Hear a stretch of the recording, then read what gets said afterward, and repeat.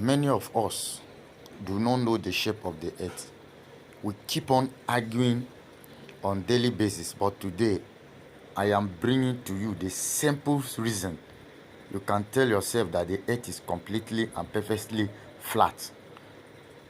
The horizon always appears perfectly flat, 360 degrees around the observer regardless of altitude. All amateur balloon, rocket, plane, drone footage show completely flat horizon over 20,000 miles high. Only NASA and other government space agencies show curvature in their fake videos and photos.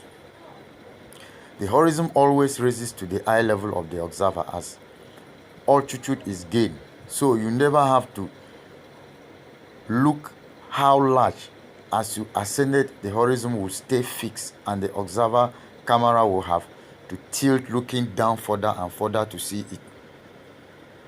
The natural physics of water is to find and maintain its level. If the earth were a giant sphere tilted, wobbling or huddling through infinite space, then truly flat, consistently level surfaces will not exist.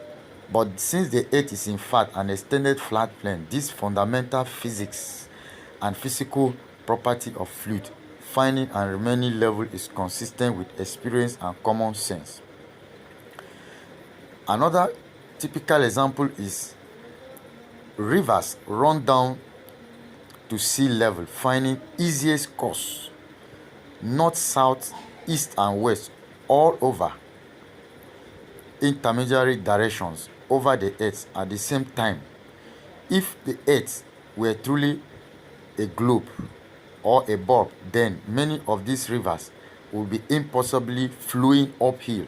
For example, River Mississippi in its 3,000 miles would have to ascend 11 miles before reaching the Gulf of Mexico. Another reason, one portion of River Nile flows for 1,000 miles with a bulb of only 1 foot. Part of the West African Congo, according to the supposed inclination and movement of the globe Earth, will be sometimes running uphill and sometimes down. This will also be the case for Paraná, Paraguay and other long rivers. Another example, surveyors, engineers and architects are never required to factor the supposed curvature of the earth into the projects.